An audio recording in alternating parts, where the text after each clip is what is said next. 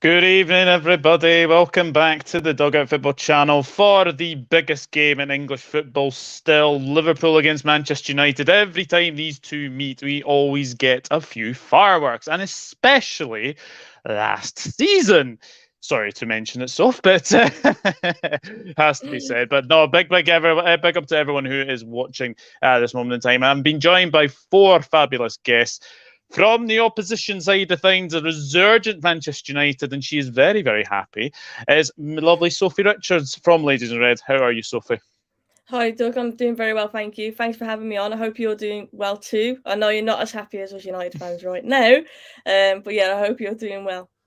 Yeah, I'm doing very, very well indeed. We've also been joined by I always say it when he comes on the channel. It is the David Attenborough of podcasting, Mr. Owen Thomas. How are you, Owen? And I always say that I cannot be compared to the great man, but thank you very much, Doug. It's an absolute delight to be here. Thanks for the invite. And of course, we've got Mr. Jack Mack from Anfield Road TV. How are you, Jack? Not too bad, mate. I'll bring my Scouse tones, sadly for some, to the podcast. Thank you very much for having me, mate. It's a pleasure. It is an absolute pleasure. I will say hello to a few people as well. John Conway is in the chat. Good evening, John. Hope you're good. Good evening, John, as well. Big up Douglas, you cheating Scottish bastard. Big up you Northern Irish cheating bastard. Hello, Luca, as well. And John has also said the big up Jack and Owen. Hope you are both well. There is a reason I am wearing this shirt. Because I have Bobby Firmino in the back. The big news today is that he is leaving Liverpool after 8.5 years at the club. Yes, unfortunately, it is official, and it was from Pletigo. I've got to hear exclusive news. Firmino, he will leave Liverpool after 8 years. It's decided. The player has informed Klopp personally, and today it was a good talk. He won't extend his contract. He will leave the club as a free agent in the summer. Yes, I think every Liverpool fan in the country probably is in absolute mourning. I mean, Owen, he will be an absolute miss, won't he? Well, yes. I mean, legendary status was confirmed when we won the title, but and the European Cup. But we've come so much closer to so many other trophies. Really, really close, within 1 point or one goal or whatever.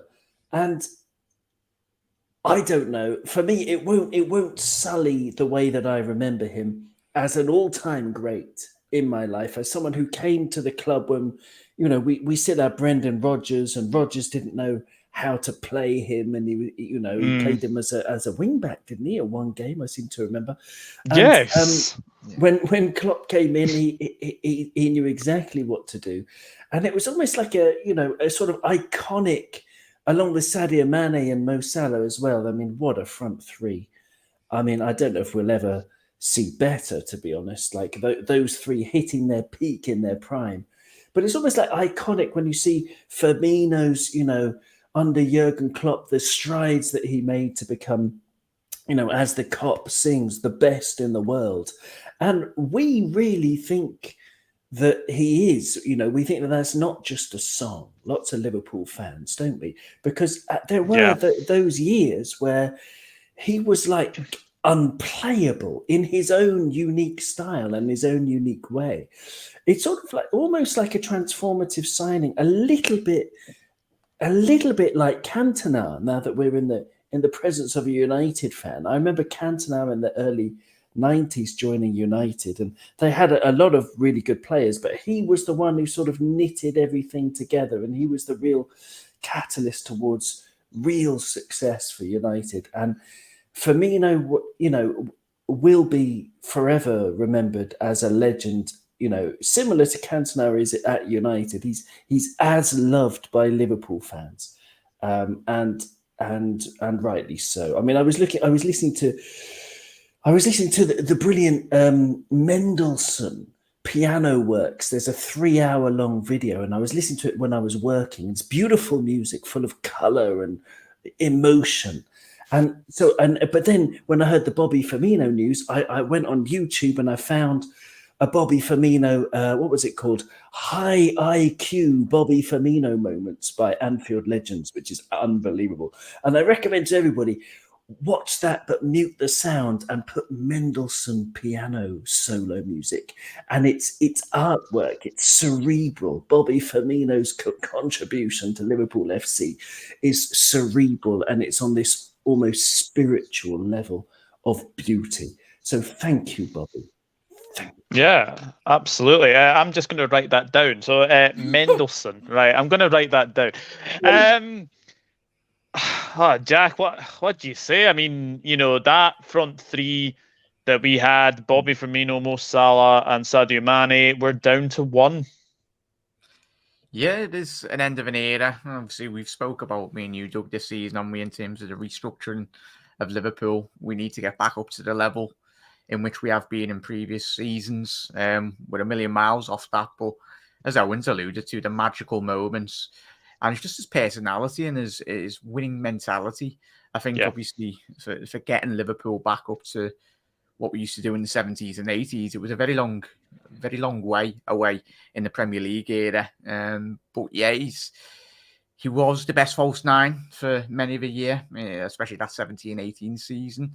Obviously, you look at him, Salah, Mane, what they contributed, but his winning mentality and his unselfish nature in an era of footballers where you analyse them, and many of them are quite big characters in the modern era of football, but he is a player that will leave everything on the pitch in reality. And I think he has gone down, especially, I'm only 28, but especially my age, he is going to be, and for the older generation as well, he is a Liverpool legend, first and foremost. But yeah, I'll tell you what, whoever he's going to in the summer, I tell you what, every single elite level team around Europe, I think if he went to the Serie A, he'd be probably one of the, if not one of the best players in that league. He's still got a lot to contribute to any elite side, and there'll be a lot of teams knocking on the door for Bobby. Well, I'm going to say this now. I think we will probably do a show about Bobby Firmino, just about everything that he's done for Liverpool Football Club. I think it's only right that we do a very special show about Bobby. Looking from an outside point of view, Sophie, what have you made of Bobby Firmino as a sort of a footballer? I hated playing against him. I'll say that. No, I think Bobby Firmino was one of them players where, even if he's not in the game, he always came at those clutch moments, like whether it's an assist or a goal. Like, he was a big game player for Liverpool. And I think, unfortunately, obviously, he's been hindered by injuries a lot of late, which is a shame. But well, not for rivals, of course. But no, I think Firmino is a top player. As you say, I'm sure there's many teams who'll snap him up. And it's just those injuries, isn't it? I feel like that season you were talking about with Salah and Mane, like that front three was awful to play against, because they were just like dynamite, weren't they? They were quality, the chemistry between them. That false nine, he was the instigator for that role, really, if you like, in the league. Like, he was the one who did it. And I just feel like now his career at Liverpool, it does seem like the right time, because it does seem like he's having those niggling injuries. He's out more and more. You can't really rely on him week in, week out. And that's not me like disrespecting or his career at Liverpool. He's had a great career, but I feel like this season in particular, when you need him, he hasn't really been there, and obviously you can't really afford to do that in the Premier League. And I do think it seems like the natural time for it to happen. And as you say, era's coming to an end. You've only got Salah left from those front three now, and it's about planning forwards for the next three that you're going to have, isn't it? And obviously you've started that with Nunez, Gakpo, and see if you can get any more signings in the summer. But no, I think Firmino, top player. Unfortunate with injuries this season, but I have no doubt that he'll still have a bright future in football wherever he will go. Yeah, 100%. Let's see what some of you are saying, obviously, about the big man that's obviously leaving as well. Glasgow Red TV, John says, big up Jack and Owen, but we're both well. Hello, Jordan Hyman. Luca's gone 2-1 United. We've not got quite to predictions yet. We'll get there very, very soon. Shane O'Donnell says, good evening. Hi, ladies in red. Hope you're well, says John. Hi, Sophie and Douglas. Kevin, hello. Hope you're good. Going to be a sad day when Bobby leaves the club. I was hoping we could keep him for another 2 more years. I think there was a lot of hope that we could potentially maybe get him on a new contract, but he obviously feels that he wants to leave. And I think, if we're being honest, Gakpo was probably the Firmino replacement. I think there's been a lot of talk about that. And look, I think for me, I think it is the right time for him to move on, and he is nothing but a Liverpool legend. Absolutely. Big up Ravi as well. Hope you're good. Hello, Nippon. We will get to questions soon, Ravi. Don't worry. Always loved his no-look goals was going to be missed. Yeah, definitely. Here we go. Question for the Liverpool fans and Sophie. Do you see your managers managing respective national teams in the future? So what you're asking, Nippon, is basically, do we see Klopp managing Germany and do we see Ten Hag managing Holland? Maybe not for now. In the future, Sophie? Ten Hag for Holland? See that. I could see that, to be honest with you. When you look at like people like Van Gaal, obviously I'm thinking later on in his career, but I think his like methodical approach, I can definitely see him working with a very technical team at Holland. So yeah, I could definitely see that happening. And I could also see Klopp managing Germany as well, to be honest. I could see that happening. Yeah, Jack Owen, do you share that? Do you see Klopp as an international manager? Yeah, so I've said probably the back end of their career, fundamentally. You look at Del Bosque as well, legendary manager and obviously player in Spain in his career. So, and obviously winning the European trophies with Spain. So yeah, 100%. I think it's a nice retirement, and you're managing once every month or like every 2 months. You can sit back, drink wine or whatever beverage they're having and relax. It's a lot less stressful than club management. Wine and mince pie. A wine and a mince pie, as Van Gaal says, yeah. I don't see it, though. I don't see it personally for Klopp because he's one of those hands-on managers. I think he'd be bored. The German FA have wanted him for years and years. As you say, maybe in retirement when he's like 75 or whatever, and they can bring him in for a year or two. But I just don't see it being his cup of tea at all. He's a man of the people, and he likes being involved every day. So I doubt it. I mean, maybe in 20 years, who knows? So we're saying that it is absolute rubbish, or as they say in Germany, das ist doof, rubbish, or wunderbar, if you want to say wonderful. Honestly, I cannot see it. I cannot see it. Glasgow Red Chats has said, I don't see myself. Klopp would be bored out of his mind. Lajlo Panaflex, hello. Thank you for tuning in. Tell you all, thank you, Bobby. He was a brilliant player who won more than Harry Kane. Si, senor. Yes. And for people who know Wolves, they do have that song for Raul Jimenez as well. I did like to mention that. But anyway, but we will move on. We will move on from Bobby because we have to speak about Manchester United. And Sophie, start of the season, you lost 2-1 to Brighton, and then you got absolutely smashed by 4-0 at Brentford. Then you beat us 2-1. Ever since then, you have been resurgent. You have managed to win the Carabao Cup. Has this season surprised you in any way? Definitely. I think what we all said when Ten Hag came in, it wasn't going to be a quick fix. It was going to take time. We needed to trust the manager about the process. I think if you think about the Ronaldo situation that he's had mixed in with it, the Greenwood situation that he's had mixed in with it, I think he's dealt with it all exemplary. And yeah, I wasn't expecting it. I expected obviously a better season and us to have an identity and a way of playing because we've been so lost in that sense for years now. We haven't really had an identity, and I feel like Ten Hag has brought that back for us this season. That resilience that he talked about, obviously that Liverpool game, I do think was the catalyst for that this season. Like I feel like that game turned our heads really, and the players had a bit of belief from that. Obviously, we had a rocky start to the season, and you're fearing the worst. But even so, like most United fans were like me, thinking, you know what, it's going to take time. He's not just going to come in and magically fix it all. But yeah, I think Ten Hag has definitely exceeded a lot of expectations, getting a trophy in his first season. And I know it's a Carabao Cup, but it's a trophy. It's winning something, which we haven't done for so long. And I just feel like that resilience that he's instilled, even against West Ham the other night, obviously we're losing 1-0, nearly into added time, and we managed to finish that game 3-1. Like last season or season before that, we would never have done that. We'd have buckled and probably lost 2-0.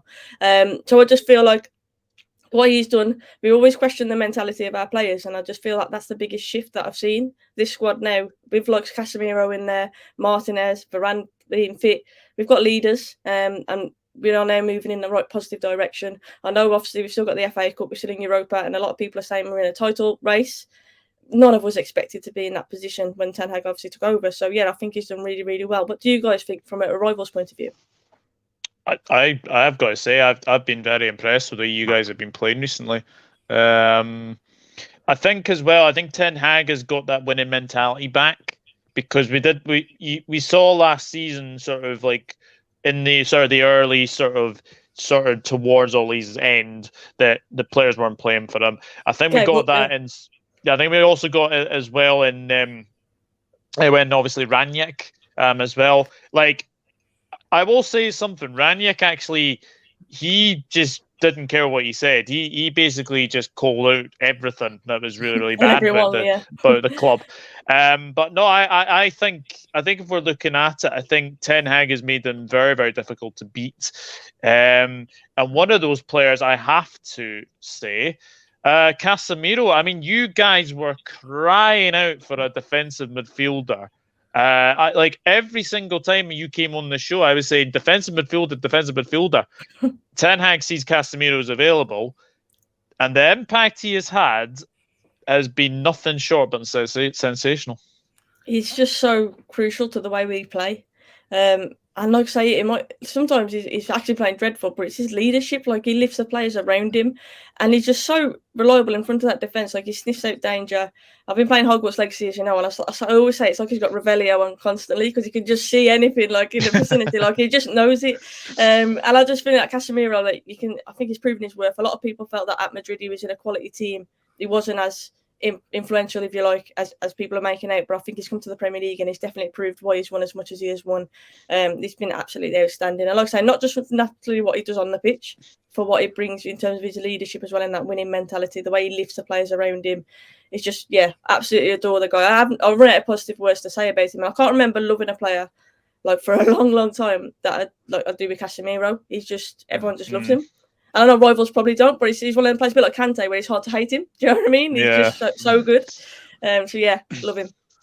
Yeah, Jack, what have you made of United? Yeah, I love Casemiro as well. I love, that's the dark arts I love about football, and I wish Liverpool would do that a lot more, especially in big finals that we've had. And I think we learned that when we played Tottenham. It was probably a rubbish final to watch, but we took the sting out of it. But yeah, he's transformed. It's much improved. He brings the best. When you notice a world-class player, he has been probably the best six for the last 6-8 years in world football, and he brings the best out of players. And as Sophie alluded to, his leadership qualities, and even off the pitch as well. I think that's what Liverpool have done in the last couple of years, really elevated their level. Manchester United's level, when I was a young kid, it used to be win, win, win, win, win, not unless. But obviously the level did kind of drop with the previous managers since Fergie.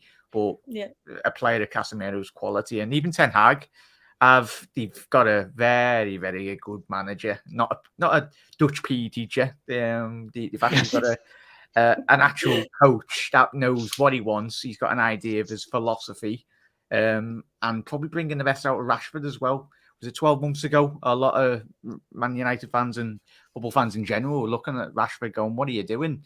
Like, he's done amazing work off the pitch, but he's still a tremendous player, and he's in the form of his life, in all honesty, this season. So, obviously, it's combined well with Casemiro, but I've probably... I don't really like a lot of Manchester United players, but if you had to pick one, Rashford, I tell you what, I love him, and he's... He plays for Man United because he's an absolutely superb footballer. Yeah, Owen, what have you made of United this season? Oh, it's annoying, isn't it? It's what's fascinating to nerds like me is the stats, and it's really surprising when you look at the Premier League stats, just in the Premier League. In terms of expected goals, Liverpool are the expected goal difference per match is 0.43. So we're expected to score 0.43 goals, if such a thing's existed, than the other team per match. And Manchester United exactly the same. We've I'm trying to find what I found earlier. Hang on. I can't. But basically, loads of the stats are the same. In terms of expected goals on lots of different metrics, Liverpool are fourth and Manchester United are actually fifth. we're underperforming quite drastically, and United are overperforming. But the thing with the stats in this case is that they don't count, because United, they have momentum, they have belief, they have confidence, and they have a team spirit, which is all things that we lack. And a lot of it is down to Casemiro. I don't like the guy. If I had a cream pie, I would chuck it in his face if he was near me. But he would 2-foot you though, Owen. He'd get you back. Yeah. There would be consequences. But in the hospital when I was recovering, I would feel better about myself. His stats are off the wall in terms of being 31-year-old and 8 days. He's in the top percentage for blocks and clearances, for example. He's in the 90th percentile or higher for loads and loads of different metrics. But blocks and clearances and aerials, winning headers and tackles, they're all above the 90% because he's an absolute monster. So in context, he makes 2.24 blocks a game and 2.55 clearances a game. And if you compare that to Fabinho, he's made 1.43 blocks and 0.88 clearances. So 1.43 and 0.88 for Fabinho compared to 2.24 and 2.55 for Casemiro. And that's the main difference. That is really the main difference. United have lost one match in 20. That was against Arsenal in all competitions. One match in 20. And that was the one match when Casemiro didn't play, I think. Maybe there were a couple more, but that was the one big match when he didn't play. And sorry, go ahead. No, sorry. Well, I was just gonna finish up by saying that number 6 is my favourite position. It's the second most important player in the team after the goalkeeper, in my opinion. Goalkeeper number 1, then your defensive midfielder, and then the rest of them. Your fancy Dans in attack and your big solid defenders, whatever. The 6 and the goalkeeper. And the 6 is my favourite position in football. I'm always watching the 6. And Casemiro, as annoying as he is to me, he's absolutely brilliant. And can I mention Lissandro there as well, Sophie, in terms of how he's revolutionised the way Manchester United play? I know everyone was taking the mickey out of Carragher's comments, and they were completely well wrong, because Carragher can't. He's admitted it now, though.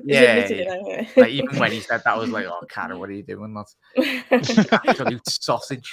Because he's a pest. Even watching him, I'm doing a lot of Argentina watch-alongs, but.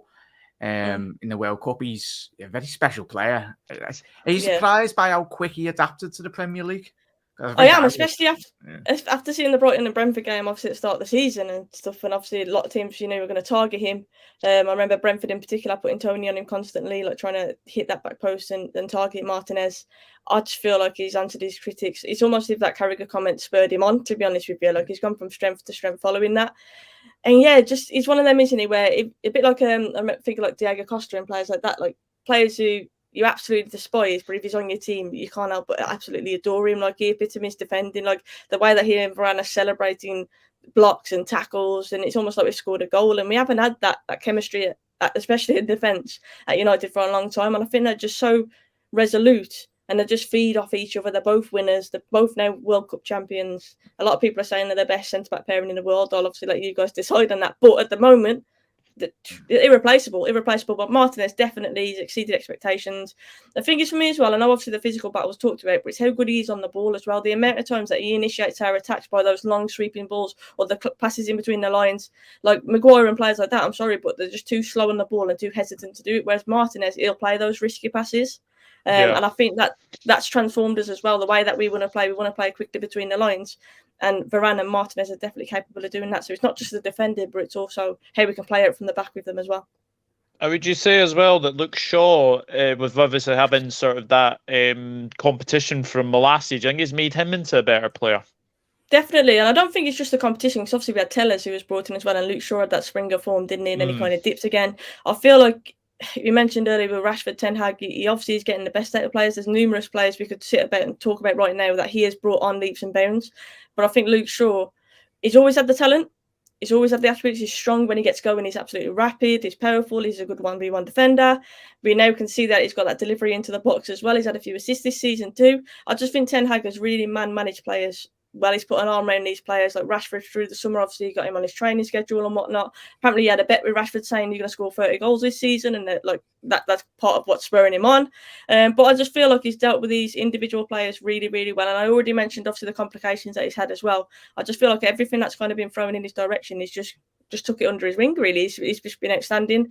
So I think Ten Hag deserves a lot of credit with the way that he's managed certain players and boosted their confidence as well. But Luke Shaw's another one who, for me, has been absolutely outstanding, especially in the last month or so. I just think he's coming on leaps and bounds. Especially when he's played centre half as well.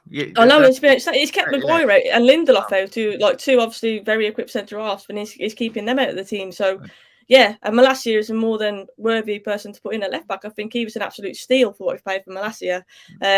So yeah, the defence in general, I'm really, really satisfied with. And another example is Wan-Bissaka. A lot of people felt he was leaving. He gets obviously Delo gets injured, so he gets a chance, and he took that chance. Quality. Ten Hag, I know, sent him to Holland to do some individual training. He's working more on his end product and he's defending, and you can see it. Like, he's another one who everyone thought his career was done at United, and Ten Hag has turned it around. Yeah, 100%. I mean, Brian's asked a very, very good question. Maguire must be gone this summer. Would you say?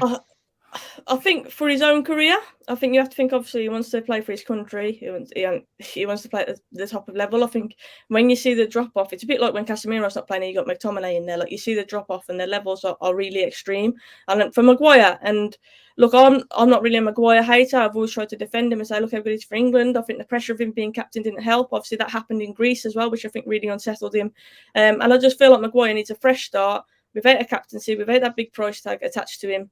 Because I do think he's a very good player, and I do think he's kind of, I don't want to say found his level, because for me, it's just not. When you look at the quality in defence that we've got now, he's just not at that level, unfortunately. But still not saying he's not a good player, because I think he's a good player. I also think he likes playing in a 3 rather than a 2 at the back. I think that suits him a lot more as well.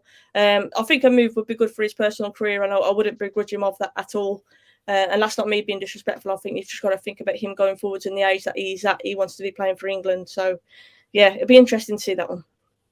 Who would come in for him, though? Sorry, if you don't mind me asking, because I don't see realistically anyone, him accepting a massive drop in wages, which a smaller transfer fee would. That's the interesting one for me personally. If Maguire is happy to stay and be a rotation and stay as a sub, of course, that is the ideal situation. But that's why I'm saying that you have to be realistic. Like, is he going to be satisfied with doing that, or is he going to want to play week in, week out? Is he going to get an England call up by just playing in the Carabao Cup every few months or so? So and that's where it comes into it. I think it all depends where his aspirations are. If he wants to stay at United, I don't think he'll be captain next season for sure. I will say that. But I just feel that, like, it depends how ambitious he is at this point. If he's happy to be a rotation, of course, I think he's a very adequate to have, and I'd rather that be the situation. If not, obviously, we've got Lindelof there. Luke Shaw, I'm going to class as a backup centre-back option as well, with Malacia hopefully keep progressing the way he is. Or it's about us going out in the summer and then look, it may be a promising upcoming. I mean, Vardiol, I would absolutely love, by the way, but again, we've already got Varane and Martinez. He's not going to come to be a rotation, and it's going to cost big money. It's going to cost big money as well. Great player, but it's going to cost a lot of money. So I just feel like you have to find a balance. Even Maguire is happy to be a rotation and be a sub. Of course, I would take that, but I just don't think he's going to be satisfied with it. Yeah, I mean, Brian says there Spurs or West Ham. I mean, I did see something. I don't know if it's. I saw West Ham today linked. Yeah, so I've seen something. It was a triple player or something. Harry Maguire, Anthony Martial, and somebody else. Scott McTominay, I think it was. Yeah, it was McTominay. It was. That's what I saw as well. Yeah. Yeah, interesting. I'll tell you what, they can have that. We'll have Declan Rice. And we'll do it, yeah. And then Alan, good evening, Alan. Hope you're well, mate. Yes, Harry Maguire can go to Everton in the Championship. Daz says, big up Ravi chat and panel. Ten Hag still brings in Maguire when he has to. Big up everyone. Stamp Stubbs, come on, Liverpool. How's you cheating? But is that towards John or me, Steve? I'm guessing it's towards John, because I know you have seen him in the chat. There was a wee question actually. Question for Sophie: how well do you think Erik ten Hag knows the rivalry between United and Liverpool? I think everything that Ten Hag says is spot on. I read a quote the other week where he's been seeing quite a lot walking around like Chester and the village near where he lives and whatnot. Yeah. It's because he wants to get to know. He wants to get to know the people of the area. He wants to get to know the culture. He loves the club. He's very passionate, and he believes that to do well, you need to understand the area as well. And I just think that is spot on. So I have no doubt that he's more than aware of the rivalry, and I'm sure he's definitely up for it. And I think for him as well, obviously, like I say, that first game I do believe was a catalyst to what we've built now. And I think it's about him not having that consistency. What's the point in winning the first if you're going to lose the second? Like, do you know what I mean? I think he'll want to keep that momentum as well. Yeah. So yeah, definitely aware of it. Yeah, absolutely. We will go on to sort of recent meetings now, because obviously there was that 2-1 game earlier in the season. However, last season, I think every Manchester United fan just wants to forget the last two games between the two sides. I mean, Sophie, I felt sorry for you because you were actually at the 5-0 game. Yeah, I was. I'd rather. Can we just brush over that? The weather's nice today, isn't it? No, I think it was a symbol of where we were at, to be honest with you. Like, I don't think that score flatters you at all. It could have been more if anything. I was there. And we mentioned earlier about that mindset, but the players just gave up, throwing arms around, certain players going off injured after a few minutes of a derby. And yeah, frustrating, but I'm glad to say that those times seem past us now, that mental block that we had. Because I do think a lot of it isn't. We know technically our team last season, even when we did get absolutely battered, our team should have done a lot better. It's just up here. And these players just weren't up for the fight, unfortunately. But that's what Ten Hag hopefully has instilled this season, a bit of resilience and a bit of fight. Because if you can't do that in a derby, that when can you do it? Like, the least you expect is players to work hard and put themselves about, if nothing else, not stropping and throwing arms around, which is unfortunately what we saw last season. Yeah, absolutely. And obviously the 4-0 one, I don't think it was even a contest, if I'm being honest. Like, it was a training game, wasn't it? That was it was. It was. But you did beat us obviously in August. Marcus Rashford. Now, we have to speak about Marcus Rashford because I didn't think he could get 25 goals in all comps. Now, I'm not saying that to obviously be mean, but I honestly think he is so much better out wide. I don't think he's a striker. I'll say that now. But how impressed have you been with Marcus Rashford? Because remember that I think his form took a dip when it obviously missed a penalty at the Euros, as well. And then obviously last season you got all the sort of the people obviously wanting him gone. But he has just grown into something. He's probably in current form the best player in the Premier League at this moment in time. Yeah, I think Rashford last season, obviously a lot of people getting on his back, and I think it was clear to see whether it's the penalty. I know there's rumours of a few personal issues as well, but you could just see in his body language, like he wasn't himself. Like, you could just see, and in a lot of time, I think as fans we forget that these players are human as well. And I think he had a lot on his plate last season. You could see he obviously had a new manager, which was refreshing as well, and he's come back even stronger, which is fantastic. But I think the talent has always been there with Rashford. I know he's been a bit, if you pardon the pun, he's been a bit rash at times. His decision making isn't always there, but I do think he's always had the talent, and his pace is. I mean, you see it like players like Mbappe. Like, when players like that are running at you, like, it's impossible to defend against. Like, it's a rare thing. You can't teach pace. You've just got it or you haven't. And I think Marcus Rashford has that elite pace, and now he's added the clinicalness in front of goal as well. He's even scoring headers. I think Benny McCarthy. I know we talk about Ten Hag a lot, but Benny McCarthy on the coaching team has done a lot of wonderful work with Rashford this season, as well. I do have that worry that we know that Rashford, you can't rely on him, just him. And I do feel like he has contributed a lot of our goals this season. And obviously, good teams will mark him out of the game. It's about other players then stepping up. That is my one concern about it. But I do believe that we will sign a big name striker in the summer, and Rashford will be that wide player, as you mentioned, Doug. But it's been interesting, actually, because you've seen Weghorst dropping in that 10, and then he's feeding off. Like Rashford's been feeding off the flicks from him and the through balls, and it actually has worked, to be fair. But in terms of a traditional number 9, someone who's going to hold the ball up, that just isn't Rashford's game. With a space in behind, playing through the middle, but other than that, that's just not his game, is it? But now I'm so proud of him. I feel a bit like a proud mother when I see Rashford, because from how low he was last season, and a lot of United fans, unfortunately, were saying get rid of him, to now, like, the progress has been phenomenal, and it's a credit. Yeah, Jack, do you see Rashford potentially being up there for Player of the Year? 100%, mate. If he continues the form in which he showed Trent must be having kittens on. And like going into this game, I don't even want to think about that. Yeah, like QDA Mourinho. I mean, Gary Neville speaking the bleeding obvious. Manchester United are going to target Trent Alexander-Arnold. Duh. Yeah, it's second. I remember that game. I was watching the Paris Saint-Germain game. Obviously, the penalty which he did score all those months ago. Was it last year or the year before? Anyway, and that just showed his character, really. I've always had this feeling he'll potentially go to Paris Saint-Germain. I don't know why. I think the massive fans. They are massive fans. I can tell you, it was a fact. Like I think was it when we played. Well, when we've played France in the past, and even they interviewed him prior to the game anyway. A load of French players in the World Cup this year, and you said, all the fans, who are you most scared of in the England team? And you went, Rashford. And everyone said Rashford. Yeah. And it's massive for Manchester United. They need to sign him down to a long-term contract. I think he will. Yeah, they need to, because he is like the future. Like, I remember we all do, a young Rashford breaking into that side and absolutely terrorising Liverpool. And he is similar with like Gerrard at a time, when Gerrard was single-handedly carrying a very poor Liverpool side on his back for years.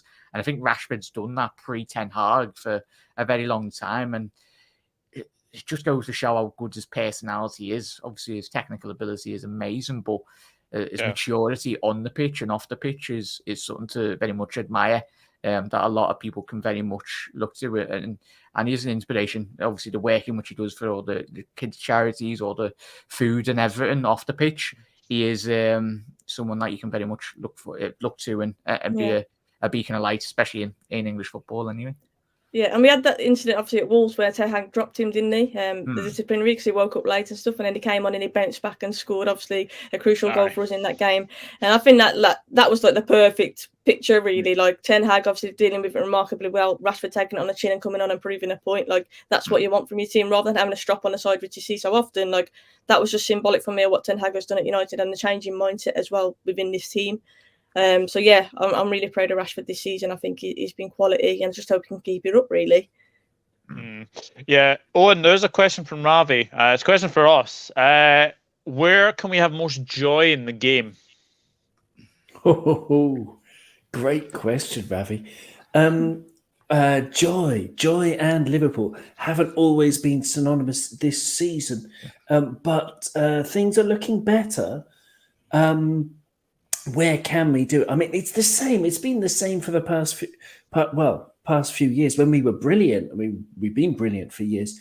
The fullbacks, if they're on song, then the all is well and the universe is in harmony with everything. I think Ibu Konate, speaking of Marcus Rashford, is an entirely different proposition. The idea that when Trent goes forward, and if you've got somebody in the midfield with legs, a la Bajcetic, who's really, really good, and Konate, both being able to cover the space behind Trent, that's a hell of a lot different to Jordan Henderson and either Gomez or Matip on their form this season. Completely different. So I think that can bring us some joy. We could stop Rashford that way.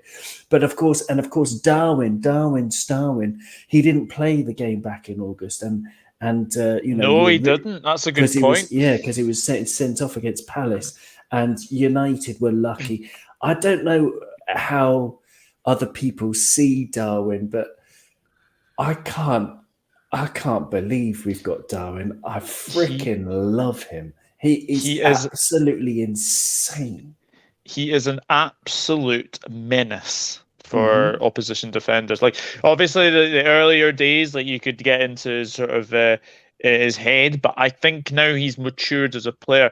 He's adding goals and assists now to his game. I mean, Sophie, what have you made of Darwin Núñez's sort of introduction to English football? I mean, I know a lot of United fans you see on Twitter are slating and whatnot. I'm not gonna do that. I'm not gonna be hypocritical. I wanted Darwin Núñez. I think he's a great talent. He's electric. I mean, the goal he scored, I know it wasn't a good result for you guys, but the goal he scored against Real Madrid the other week was Salah's through ball, and he's flicked it, like the audacity to do that. The power he got on it as well. I genuinely think he's one of them who will come good. I think it's about finding, you mentioned about the front three earlier, Firmino, Salah and Mane, and how they all knew each other's game and they were so fluid when they're going forwards. I feel like Darwin needs that relationship. Like, he's new to the team, of course, but then he's also got all these pieces moving around him as well. Liverpool aren't a settled team at the moment. Gakpo's new as well. And I just feel like once you does gel, maybe after the season's done and he's got a pre-season as well with new players coming in, and it's like a clean slate, isn't it? I feel like Darwin will come good. I have no doubt about that for Liverpool, unfortunately. But I do feel at the moment like it's harsh to judge him because all the pieces are moving around. It's a bit different when you spend big money and a player comes into a team that's already settled. If you look at like Haaland, for example, going to City, you can judge that a bit more. But with Núñez, I think it's really harsh to judge him in a team that isn't performing very well anyway. So yeah, I think he'll come good. I really do. I hope he doesn't score on Sunday, Shane. Now I've been so nice about him. But no, I do think he's always a threat. He's one of them as well who'll try the ludicrous, won't he? Like, he's a bit of a madhead in the nicest way possible. But I think you need to have that bit of crazy to be a top striker. So yeah, I do think he'll come good for you guys. I think it's just time, like, it take a bit of time to do that. Yeah, absolutely. It's going to be a very, very intriguing game for him as well. And him against Lisandro Martinez will be a very, very interesting battle. Yeah, and he will pin himself on him as well, because he'll fancy obviously that he's taller than him. He's quite a physical player as well, so he will target him for sure. I think that's where you guys will target. And it'd be a bit mad, to be fair, because obviously Martinez does like to get in players' heads, and it'd be interesting. I think that's a big test for Núñez, because see if he can contain that, because Darwin has shown he has got that bit of nasty streak in him, and he will leave his foot in, and you know what I mean? He will get in his ear. So that'll be a really interesting one, I think. Yeah, Jack, I mean, where do you think this game could be won and lost? I mean, me thinking this is probably the midfield battle. Yes, Ten Hag, like a lot of managers in Europe, watched that game. Everyone watched that game. And we got absolutely battered for post 20 minutes. Ten Hag's a very experienced manager. He'll be sticking Casemiro, Fred even. He's come into form as well. It is the midfield. And Liverpool, even for the neutrals that have watched us, and as Owen alluded to, we've not had a lot of positive results this year. But technically, we're not. It's not like when we had Gerrard, Alonso and Mascherano, when we'd turn up at Old Trafford and try and at least control a game of football. We can't do that no more. We play in spells and we play in moments this year. It is a transitional 12 months, 24 months for Liverpool, but it's going to be a baptism of fire and by Lords. Fortunate enough for Liverpool, it is at home. The crowd, of course, will play a massive part to play, but fundamentally the players need to step up to the level and the expectation levels required from both teams. Casemiro, he's not suspended for this game, is he? So he'll be playing on the weekend. So it's about it's trying to win that battle against Casemiro, because he's accustomed to. He could probably play this match in his dreams or asleep anyway, because it's going to be interesting, the selection for Liverpool. I think we need to play Bajcetic, and then it's whoever you pick from the other two positions, really. It's going to be difficult. Obviously, Sabitzer's come in from obviously Bayern Munich, not played a lot, but he's still a very good. He is very good. Player. He is a very good midfielder. There's rumours that if only we can take him for about 20 million end of the season, and I think we should be all over that, because I do really like him. That would be a steal. We can't really compare anybody to Casemiro. It's not good saying he's a good player, like he's the next Casemiro, because he's totally different. But I like him, and he's only had. Obviously, he's chucked in at the deep end against Leeds, wasn't he? And kind of expected just to cope, and he did, to be fair to him. And I just feel like the more he plays, the more he's going to come out of his shell. And I know that, obviously, from his social media and stuff, that he clearly is enjoying his time at United. But I think that would be an absolute steal if we could keep him, obviously, after this loan spell. Yeah. And massive miss this year is... Sad. I was gutted he very much went to United, but obviously Christian Eriksen, obviously he's injured this season. But he was so important to us, though. Important, definitely.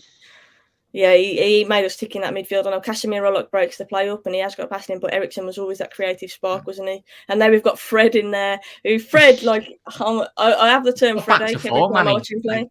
Fred, yeah, but even so, like he'll do something absolutely incredible, followed up by something absolutely shambolic. Like he's the most infuriating player, but you can't help but love him at the same time. Like he's tireless in there. I know Bruno calls him the pit bull, and he literally is like that. Like that player's ankles, he will not give players a second.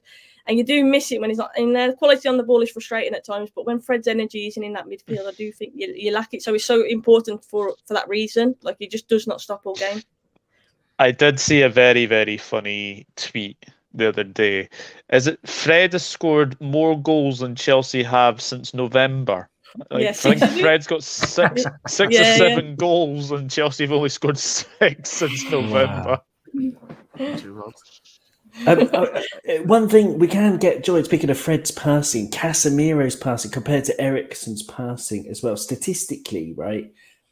Fred is in the 42nd percentile for passing over the past year compared to other midfielders. So 58% of players are better than him. And Casemiro, he's only on 80%, which is even lower. It's like the 35th percentile or something like that. So United will give the ball away in midfield. And when they give the ball away, if we're dynamic, like with Darwin, Jota looks like he's more or less ready as well. You know, the sharp of mind, quick thinkers. Of course, Mo Salah has always been that. You know, we could get some joy there as well. It's just, I think that's going to be key to this game. So who gives the ball away where, and can the other team capitalize on those mistakes? It's sorry there, Doug. It was just in terms of transition. Obviously, Sophie alluded to Weghorst in terms of his build-up play. I think it's going to be that area of the pitch, obviously, the midfield, but in terms of those lines, obviously, getting in front of Weghorst, stopping his supply line, and then just trying to vacate those areas of the pitch where you can just quickly transition, because it is going to be played, as it always is, with a frantic nature. The Liverpool United games, but there's going to be, hopefully, from not our end, there's going to be a bit of madness from Darwin, because there needs to be a tackle, like a big tackle. And I want a Weggy goal. I want a Weghorst goal. That's what I want. I love him. See a red card in this game. Yeah, I could see that too. Yeah. Hopefully not Casemiro again, though. We've already lost him for enough. That red card was ridiculous, though. When you see weeks after, like, I'm sorry that was ridiculous, but we move on anyway. I could see a red card. I think it's going to be erratic. The Barton. Yeah. He grabbing his collar. I was just like, oh. But then the following week, what was the game I watched the other day? And a player got full on ragged. It was our game. I can't remember. Was it Busquets or someone ragged Garnacho back by his neck? Literally, like full on pulled him back by his neck. Oh, yellow card. And I'm thinking that was more dangerous than what Casemiro did. Like, and I was just like, there's no consistency. Did he like yank him back or something? Yeah, full on ragged him back. He was away in the end. Just the Garnacho. By his neck, like, yeah. And I was just like, 2 hands. He literally had 2 hands as well. I was just like, oh well. But no, I think I do agree with you. It's going to be an erratic game. I think it will be quite open, especially the more the game goes on. If no one's scored, I think both teams will become more desperate to score. I think it's going to be. I know on form we should beat you guys, but we know form goes out the window when it's these rival games, and you have to think from a Liverpool perspective. It's been quite flat. But what a game it would be to give you that boost really until the end of the season. Like it could really be that catalyst, if you like, as we said it was for us. So I think it's on a knife edge. Really, it could go either way. Yeah, I was actually looking at it, Jack, as well. This is like obviously after United, our last game until April is Bournemouth away next week. So, and then obviously I guess Real Madrid after that anyway. But starting 11s, this is where. Well, Man United, I think, picks itself. I'm going to say that. Sophie, would you agree? Yeah, definitely. Yeah. Do you want me to say what I think? What I think it'll be? Yeah. So, De Gea in goal, Wan-Bissaka right back, Martinez, Varane centre backs, Luke Shaw left back, Casemiro, Fred, Bruno Fernandes. I'm going to say Anthony, Rashford, Weghorst. Yeah, I think that does pick itself. But for us. Yeah, there's a few decisions to make. Jack, what would you go with on Sunday? Oh, quickly. Not like we've got a lot of options to pick from anyway, but we'll go Trent, Ali in goal. Ibu, please, for the love of God, play Ibu with Virgil van Dijk. Andy. Oh, no, you know what? I'm going to play Costas for this game. considering how good he did play Oh, in the week. I think you can't really drop a player when he's had a man-of-match performance, for me personally. But I wouldn't be surprised if Rob will come in. But I think we'd see Costas play down the left. Bajcetic, Fabinho. I don't want to play Elliott because he's playing against Casemiro. Literally a fully grown adult compared to him. He's still like, I still look at Elliott and he's about 10. But yeah, go. You know what? I'm going to drop Milner in there as much as it probably irritates a lot of people. But Milner for the experience. Nunes on the left. Gakpo through the middle, and then Salah on the right. Owen?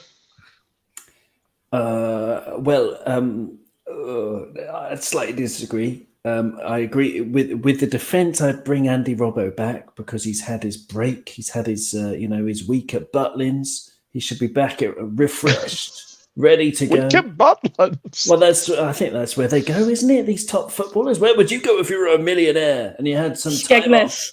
Skegness, Butlins, perfect. Harry Potter world. Yeah.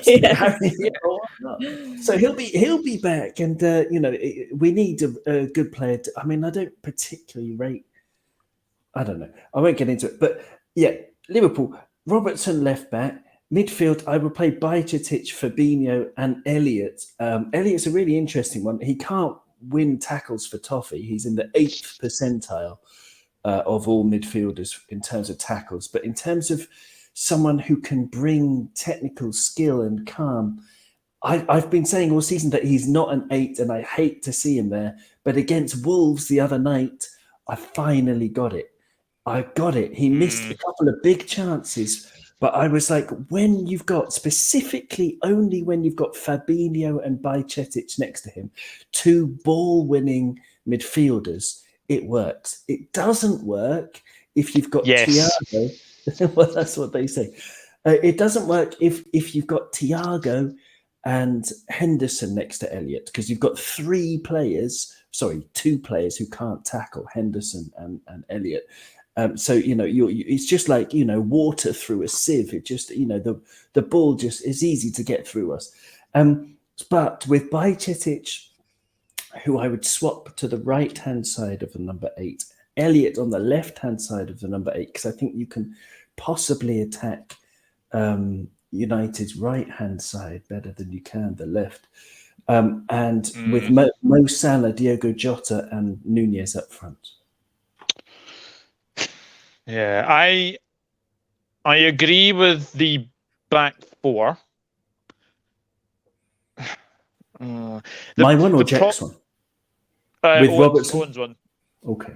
I would go Robertson, but yeah, the others, Kanai, Van Dijk, and Trent, and obviously Ali in goal. Bajcetic, Fabinho. I'm not sure about Elliott. I don't know why. If it was me, I would change formation, but he's not going to do that, because I would have Bobby in the sort of the number 10, and then have sort of Nunez, Salah, and then probably Jota. That's what I would do, but I don't think that is going to be the case. But we do have to get to score predictions. Sophie, you have not won at Anfield since 2018, I think. Was it 2018? The Wayne Rooney winner. How do you see it going on Sunday? It's at the moment, as a United fan, as I said earlier, like you almost expect us to win every game. That's just the confidence that we've got at the moment and the resilience we have. But I am aware that this game is kind of in a league of its own in terms of, it doesn't really matter what form you're in, it's about who turns up on the day. I do think the crowd will have a big part in it as well at Anfield. But at the moment, we've been rising to these challenges. Obviously, we've been in our first final in ages, and we've won. And there was a lot of Newcastle fans there, and these players rose to that. I do worry that we have had a lot of slow starts. And I feel like if you do that against Liverpool at Anfield, you're going to get punished and the game could be beyond you before you've even fought twice. So I do worry about that. So we have got to be at it from the off. I'm just hoping that the leadership in the likes of Varane, Martinez and Casemiro, and even De Gea, to be fair, who's obviously seen it and done it before. So I just feel like it's a tight one. I could see a draw, if I'm being totally honest. But you know me, and I never like to bet against United. So I'll give a realistic prediction. I think it'll either be 2-2. Or I'm going to say 2-1 United, but I do think we will be hanging on a little bit at the end. I think it's going to be a tight game. Interesting. Yeah, I think draw could be written all over this one. Jack, what are you going for? Me had to go on a draw. Like, how many times over the years have we seen like United, Liverpool in recent seasons, and it's been a stalemate. I still remember that draw that we had with Mourinho, probably one of the worst games. Like the amount of money the Sky spent on advertising revenue. I remember that. It's the dullest game ever. Yeah, like their budget was went out the window. But I'm going to go 1-0 to Liverpool. I think I'm going to do this for the end of the season. A 1-0 win. A counter-attack with Salah getting his kit off again, and hopefully, but yeah, as long as we get the 3 points. But Man United coming to Anfield probably in the most inspired form that they've had, and it's going to be. I'm hoping it's going to be a good game from both teams. But I'll go 1-0. So hopefully something similar to the City game then. Yeah, but to Man United, they've been playing amazing as we know tonight. But, yeah, Aye, they have been. Owen, how do you see it going? I don't know why, but I'm optimistic. It depends who Klopp picks. I've got the team in front of me that lost 2-1 at Old Trafford. We were awful that day, but that included Joe Gomez and a midfield of James Milner, Jordan Henderson, and Harvey Elliott. I remember Milner was awful as well that game. I remember Milner being woeful. Absolutely, no. And sorry, Jack, because you said you would start him. He'd be nowhere near. I mean, he can cook the chips. Not like we've got many options though, has it, Owen? Like, no, well, that's it. Yeah, if you don't play Harvey Elliott, who do we play? Because you can't play Henderson the form he's or Naby. Okay, could be. Or Naby. Well, no, get him on the nearest plane. Thank you very much.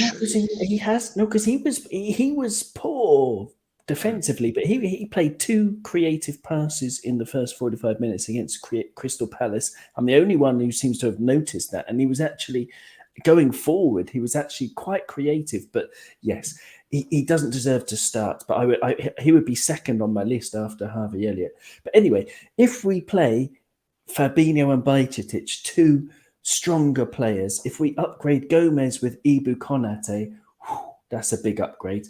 And we played up front that day Luis Diaz, who is sadly missing still, and Bobby Firmino, who's, we've got he's 50-50. He's either brilliant Bobby or he's gout Bobby, these days. So he wasn't very good that day. So I just think like 4 players should be much better. So I think we're going to win. I think we're going to upset the form book. And I think we're going to win, and I'm going to go United will score. I'm going to say 3-1 to Liverpool.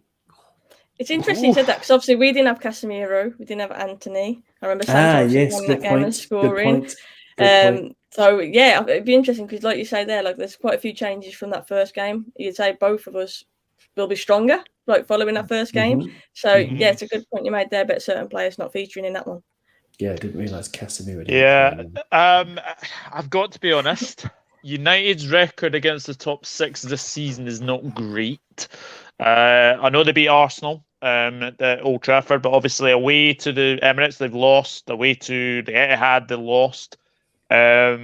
Chelsea, I think you drew. Was it 1-1? I think it was 1-1. Oh, Casemiro scored that day as well. Yeah. I think we're going to do it as well. Something in the back of my mind is just saying this would be the best game to, end your sort of slight title. I can't speak. End your slight title hopes. I do think this game is basically make or break in terms of if we are in the race or not. Like me, I'm firmly on. Look, I just want top 4 in a trophy. I'm not going to enter into that. We just take it one game at a time, a bit like Ten Hag saying. But I do think if you win this, it's hard to deny really that we are in a title race. Oh yeah, 100%. I'm going 2-1. I think it's going to be one of those games where you guys score first. Now, I remember a lot of Manchester United Liverpool games where you guys have scored first at Anfield, and then we've gone on and won 2-1, and I just have a feeling it might be that kind of game. I have a feeling it might be that kind of game, but we do like to concede first. Death taxes and Liverpool conceding first. That's been our mantra like the last couple of years. Exactly. Dark Knight says Manchester United secretly know they can win the league. It's must win for them. Hopefully this goes in our favour and we counter well. And Sebastian is going for 3-1 Liverpool. Daz is saying 2-0. My heart is saying the rest says 1-0. Elskers says heart says 2-1. Us head says 4-1. And I did see Curlers did say 3-1 Manchester United. Yeah, you actually haven't had a big victory against us for a while at Anfield. I think in general, I think that's the one thing I would say about us this season. Like, we'll score 2 or 3 goals, and then it's almost like, oh, relax on that then. And like, you're almost screaming, like, go for it a bit more. You can keep pushing and score. And we just don't seem to do that. We don't seem to punish teams. And I do think that shows, obviously, in our goals for. And so I do think our goal difference could be better. And that is one improvement I think we need to have. But obviously, we also have to class the fact that we lost Ronaldo. We've got Weghorst in there. Obviously, Rashford is the one that we seem to be relying mostly on for the goals. And that's why that reflects in our stats, really. But yeah, if I had one criticism, it would be that I do think we can score a few more goals, and we haven't done that this season. Yeah, absolutely. Nick Knack, final comment of the show. Liverpool are on for top 4, whether they win, lose, or draw. I absolutely agree with that. Guys, it's been a fantastic preview. Thank you to everyone who has watched. Please do leave a like on the video as you leave it, and also do hit that subscribe button to all these fantastic channels. Sophie, lovely to have you back on the channel. Tell the people where they can find you. Thank you so much for having me. I've enjoyed it. Thanks to Owen and Jack as well. It's been a great show. Ladies and Ready is my YouTube channel. So, guys, if you could hit the sub, obviously, I'd appreciate that. And then Sophie Richards on Twitter. Sophie Richards on Twitter. And then I've had a new social media up there. I like that. And on Instagram, it's Sophie Richards with a kiss on the end of it. So, guys, if you could follow me there, I'd appreciate that too. Thank you. Yeah, absolutely. Twitter. That is a new one. I do like that. Yeah. Let's make a new social media page. Twitter. Owen, the David Attenborough podcasting, as I like to call him. Thank you very much for coming on. Tell the people where they can find you. Google Cop On Podcast, and you'll get the. We're mainly audio. Do an audio podcast that goes out around the world. It's great to have so many listeners around the world, which is lovely. The YouTube channel, I never advertise it, but it does exist as well. And some people in the chat also are very, cherished people who tune into that. But just Google it. I don't know. It's easier that way. And I remembered now at the end of the show, the stat at the beginning of the show that I wanted to talk about was that Man United have scored 41 goals and conceded 28 in all matches in the Premier League, plus 41, minus 28, and Liverpool are plus 40, minus 28. So, one team is having an absolutely awful season by our standards, and one team is having a brilliant season with all the momentum in the world, but there's 1 goal difference in the plus and minus columns, which is it's a mad stat, isn't it? But anyway, thank you very much. Great to speak with you all, and thanks to all the chat as well. Absolutely. Jack as well, thank you very much for coming on. Tell the people where they can find you. Massive thank you for having me on, Doug. Great to speak to Sophie and obviously Owen and everyone. Have a great rest of your night. I'm going to watch the Lazio Napoli game, which will be good. But Anfield on all socials. But yeah, as I said, subscribe if you want and all that. Do a bit of mixed shows, really. But everyone, have a lovely rest of your weekend. Hopefully we get a good game on Sunday. Fingers crossed for both sides. And have a lovely rest of your week, everyone. And thank you again, Doug. Well, let me just say it's been an absolute pleasure. And I'm glad we are following what I think is going to be one of the most boring games at the weekend, Nottingham Forest Everton. Whose idea was it to put that game on Super Sunday? Honestly. Yes, I know it's a bit of a relegation battle, but seriously, that is going to end. That is going to. What's end the chances though of that being a more entertaining game than ours after the build-up that there is for it? I bet that will not happen, but it could well do. It could well do. But anyway, thank you very much for watching. Leave a like on the video, subscribe if you're new, and leave your prediction for the biggest game in English football. Good night.